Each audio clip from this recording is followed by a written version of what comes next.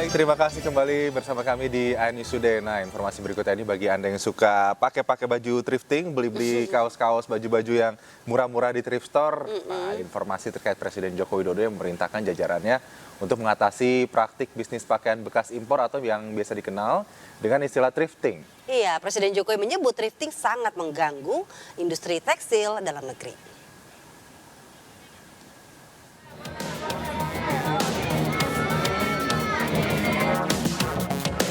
Berdasarkan Peraturan Menteri Perdagangan Nomor 18 Tahun 2021, pakaian bekas merupakan barang yang dilarang untuk diimpor. Namun kenyataannya di ibu kota dan sejumlah daerah lainnya, penjualan pakaian bekas atau thrifting masih marak terjadi. Pemerintah menyebut pakaian bekas dilarang diimpor karena berdampak buruk bagi ekonomi domestik terutama UMKM. Pakaian bekas juga rentan jamur yang akan berdampak buruk bagi kesehatan penggunanya. Sudah saya perintahkan untuk dicari betul, dan ini sudah sehari dua hari sudah banyak yang ketemu. Itu mengganggu industri tekstil di dalam negeri, sangat mengganggu. Jadi yang namanya impor pakaian bekas stop. Mengganggu, sangat mengganggu industri dalam negeri kita. Ya. Tanggal 17 saya akan musnahkan ada yang di Riau. Di Pekanbaru itu banyak sekali itu ada hampir 900 bal. Ya kita mau bakar. Satu lagi tanggal 21 saya musnahkan dapat lagi di Mojokerto. Ya Mojokerto itu kira-kira nilainya lebih dari 10 miliar. Yang Pekanbaru lebih besar lagi. Kenapa? Ya kita ini kan kelemahannya ada jalan tikusnya banyak. Oleh karena itu kita perlu dengan Satgas memang kerjasama itu agar ini bisa deteksi. Tentu yang paling penting dari masyarakat berikan laporan. Karena tentu masyarakat akan dirugikan. Pertama bekas itu bahaya, bisa jamur, ya namanya bekas kan, bisa jamur, bisa bawa penyakit. Yang kedua tentu akan menghancurkan UMKM kita. Pada tahun 2021, BPS mencatat impor pakaian bekas Indonesia hanya 8 ton dengan nilai $44.000 Amerika Serikat. Namun berdasarkan laman Trademap, data ekspor baju bekas yang dicatat negara eksportir menunjukkan sepanjang tahun 2021 ada 27.420 ton pakaian bekas yang diimpor Indonesia. Perbedaan tersebut diduga disebabkan karena banyaknya jalur ilegal atau jalur tikus di Indonesia. Tim Liputan iNews melaporkan.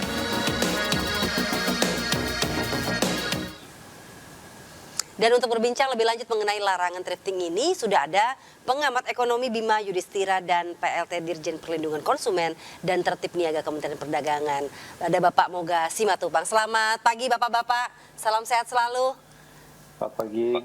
Saya ke Mas Bima dulu nih, Mas Bima. Sebetulnya melihat aturan pelarangan ini, Anda melihat dampak ke depannya seperti apa?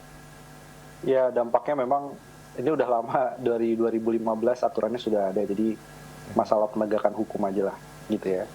Tapi kalau misalkan ini tidak segera dilakukan pelarangan, termasuk dari sisi importirnya sampai distribusi retail tuh masuk di desa-desa dan juga di toko-toko online yang marak, di marketplace, kemudian di toko-toko media sosial, itu kalau nggak dilarang, ya memang ada kaitannya dengan lapangan kerja di sektor industri pakaian jadi. Jadi sekarang industri pakaian jadi itu kira-kira ada 2 juta orang, kemudian ditambah di tekstilnya sendiri ada 1 juta, itu ada 3 juta orang. Dan masalah impor barang bekas ini bukan cuma di pakaian jadi, tapi juga alas kaki.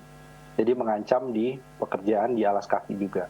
Baik. Nah, jadi kalau di total bisa ada 3 Jadi sampai mengancam 4 juta industri orang dalam yang negeri, industri tekstil Ya, kita lokal terdampak. ya. Tapi saya mau ke Pak Moga selanjutnya ini. Pak Moga, sebetulnya masyarakat juga nampaknya ingin diluruskan ya, ingin ada pencerahan lah dari sisi aturan ini sendiri. Yang dilarang itu tuh baju bekas seperti apa sebetulnya Pak yang tidak boleh dijual lagi gitu, karena takut ada salah kaprah gitu nantinya masyarakat yang tadinya ingin mensortir pakaiannya, yang tadinya ingin menyelamatkan lingkungan, gerakan sadar lingkungan hidup, malah atau jadi untuk charity kayak ya. malah jadinya kan kalau dibuang jadi kotor, jadi kayak nggak bisa dipakai lagi gitu kan.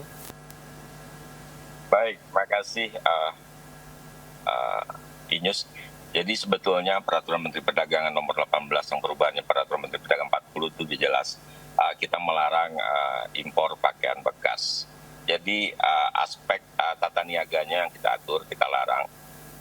Pintu masuknya kita jaga, untuk itu kita perlu koordinasi dengan berbagai pihak agar barang-barang impor pakaian bekas ini tidak beredar di pasaran. Demikian, Mas. Ya, dasar pelarangan jual beli baju bekas impor ini kenapa sih sebetulnya Pak Moga?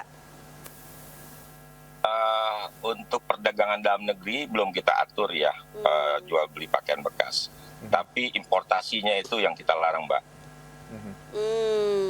Tapi kalau dilihat dari skala ekonominya nih, mungkin saya ke Mas Bima. Mas Bima melihat sebesar apa sih nantinya potensi ekonomi loss ya dari adanya thrift store ini yang sudah berjalan dari bertahun-tahun, nampaknya salah satu pusat pasar di Jakarta pun menjadi tempat favorit para warga yang suka melakukan thrifting ini.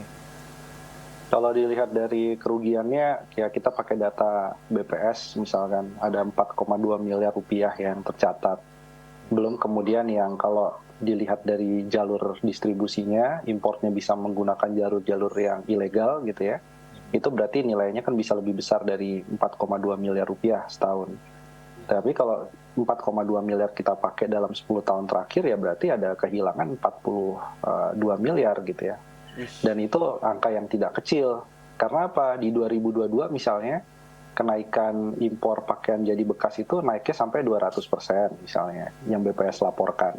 Di saat yang bersamaan PHK marak sekali di industri pakaian jadi.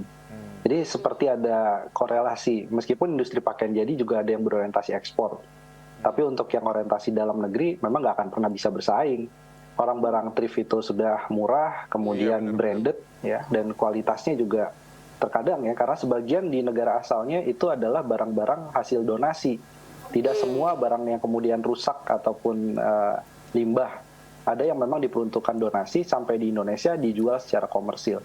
Jadi ya nggak akan mungkin head to head bisa menang. Ada yang limbah, ada yang donasi, itu malah dijual ya. Oh, itu Pak Moga ini kan kita juga berbicara soal thrifting ini kan tidak hanya bisnisnya tapi juga pelaku bisnisnya begitu ya Pak. Apakah nanti akan ada kompensasi untuk mereka juga?